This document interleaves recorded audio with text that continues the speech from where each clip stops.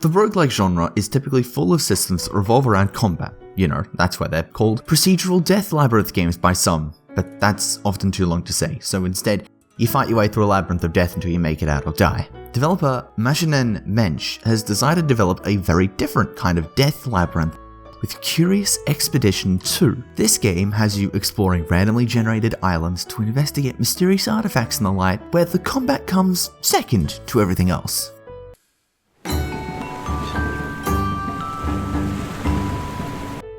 Curious Expedition 2 initially has you play as Victoria Marlin, famed adventuress and director of the Expedition Universelle, who was on one of her many voyages before coming across a bizarre island. Eventually her party encounters a strange structure, but upon investigation it begins to cover the island in a terrifying purple smoke. After being assailed by terrifying monsters in the said smoke, and making it back to their ship, the party flees. From then on, you'll play as one of Victoria's apprentices, completing various expeditions with her help every now and then. Before you depart, you can pick up a party member from the local tavern. Each character has their own abilities and role, which can greatly benefit your experience. Afterwards, you select a faction to fund you, with 3 possible choices: Lux Labs, the Taishi Academy, and the Royal Avalon Society, which specialize in different kinds of gear. Finally, you'll use their funds to pick out supplies and begin your merry quest. Upon arrival, your goal is to, well, clear objective. So, find mystery ruins, evidence of a dangerous monster, or document the geography of the island. Exploration occurs in a grid-based format, with you selecting a square you want to travel to. You can't see the whole island at once, so you'll need to move around to make things clearer. Sanity will drop as you move around the islands, which needs to be replenished with food and rest.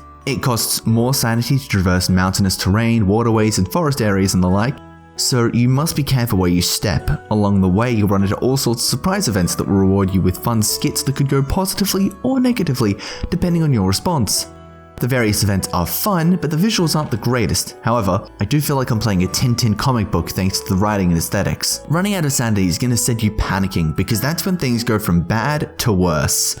And you can lose party members to infection, disease, cannibalism, or even crossing into the celestial realm. So to replenish that sanity, you'll need to eat your supplies, rest at good campsites, or find natives to trade with for more supplies and rest at their villages. These natives range from replications of various tribespeople to salamanders, dinosaur people, and eldritch deities that exist beyond our mortal comprehension. Barter with them to gain their favor, and you can begin to understand them, ask for assistance with your objective, or even recruit one to your party. Overstay your welcome though, and they will fight you on sight. Getting into a fight with monsters or natives will start a turn-based brawl that runs on dice rolls. Each character is a collection of attacks dependent upon their role, be it fancy martial arts, potion crafting, or just outright magic, which can be bolstered by combining your roles and making use of equipment. This allows less useful party members to carry their own weight by supporting your stronger teammates offensively or defensively, provided luck is on your side. Combat is actually rather fun, and the uncommon nature of it tends to it not getting old, whether or not you play complacently or keep mixing it up. There's a solid amount of strategy you can put into battles, despite the fact there are often several ways to avoid it entirely. Game overs are only as dangerous as you want them to be, with permadeath as a valid but not necessary option. Still, you can always make things harder for yourself whenever you want the higher difficulties, or director's mode. Successfully complete an objective and bring home some treasure, and you'll level up your sponsor, who will allow you to hire more explorers and use fancier equipment. You'll also gain experience for tasks in which you can use to level up your party members. Otherwise, it's back into the sea for more expeditions, which ties into a simple story to justify the large voyages. There's not much, but there's enough.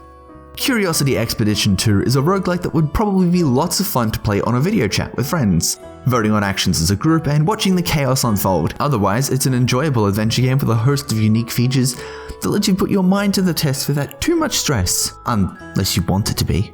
Noisy Pixel is giving Curiosity Expedition 2 a 7 out of 10. Thank you guys so much for watching. Noisy Pixel is a group dedicated to bringing you guys the best interviews, previews, and more. Please stick around and ring the bell to stay up to date on all of our future content.